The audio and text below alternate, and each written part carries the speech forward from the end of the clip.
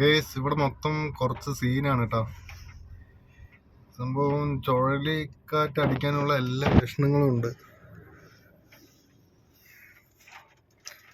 കാണണ്ടോന്നറിയില്ല. പുക പോലെ കാറ്റാണ് അടിച്ചുകൊണ്ടിരിക്കുന്നത്.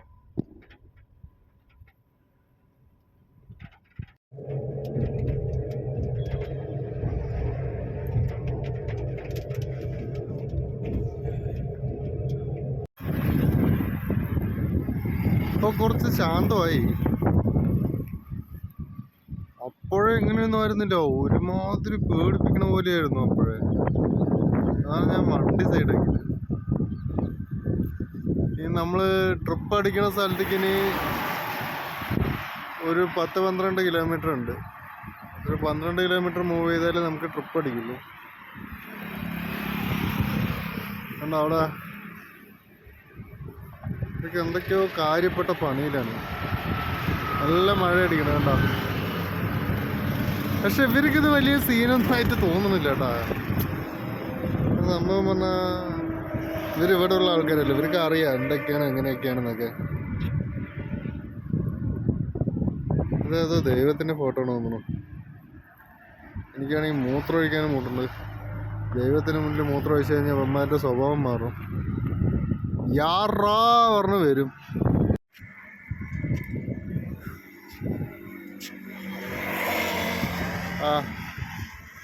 ഇത്ര നേരം നല്ല ചൂടായിരുന്നു. ഇപ്പൊ നല്ല ക്ലൈമറ്റ് കുഴപ്പമില്ല.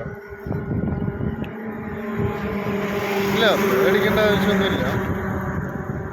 സംഭവം ലേറ്റായിട്ട് മഴ അടിക്കാനുള്ള ലക്ഷണമാണ്. മഴയാണ്, മഴ തന്നെയാണ് കേട്ടാ. അവിടുത്തെ പെയ്തു തുടങ്ങി.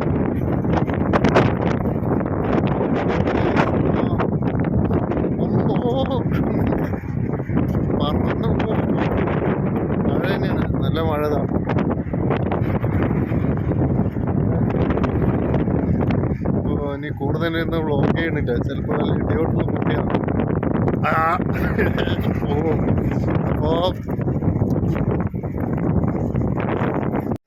കൂറ്റൻ മഴ കേസ്, കൂറ്റൻ മഴ. ഒമ്പോ തീ മഴയാണ്. ഒപ്പോ 2 പെഗ്ഗും കൂടി ഉണ്ടെങ്കിൽ സൂപ്പറായിട്ടുണ്ടാവും. ഇനിയിപ്പോ ഈ മഴയത്ത് വണ്ടി എടുത്തിട്ട് പോണത് ആരോഗ്യത്തിന് നല്ലതല്ല. അപ്പോൾ മഴ കഴിയണവരെ ഇവിടെ വെയിറ്റ് ചെയ്യാം. മഴ കഴിഞ്ഞിട്ട് വണ്ടി എടുത്ത് മൂവ് ചെയ്യാം. എന്തായാലും സമയം എത്രയായി? 4 മണിയായിട്ടുള്ളൂ. 6 മണിക്കൊക്കെ ഇവിടെ നടത്ത് മെല്ലെ മൂവ് ചെയ്യാം. ഫുൾ നനഞ്ഞു കേസ്. ഇവിടെ വണ്ടി കടന്ന് കുലുങ്ങണു. ഇവിടെ നിൽക്കണ സേഫ് അല്ലോ.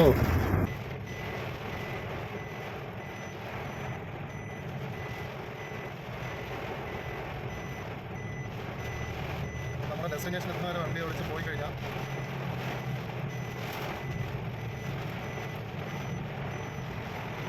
2 വഴിയുണ്ട്.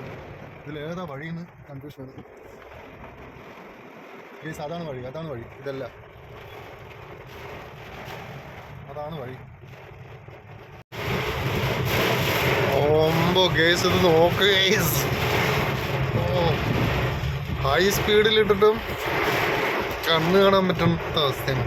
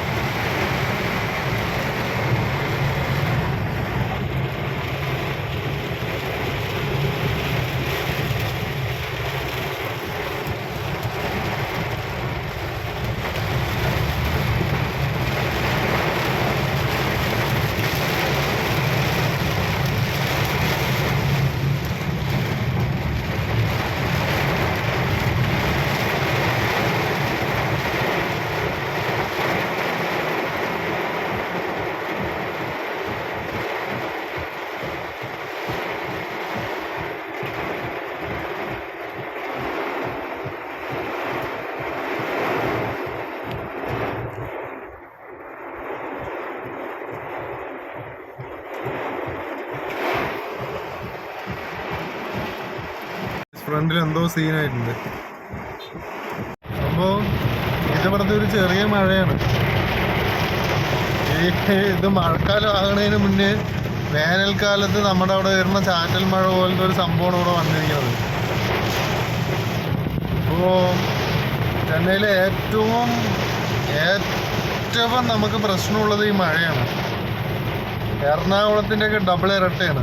എറണാകുളത്തൊക്കെ മഴ പെയ്യുമ്പോൾ എങ്ങനെയാണോ അതിൻ്റെ ഡബിൾ ഇരട്ടയാണ്. അപ്പോൾ ചെന്നൈയിലോട്ട് ജോലിക്ക് വരുന്നവർ ഇതുകൂടി ഒന്ന് അറിയണം.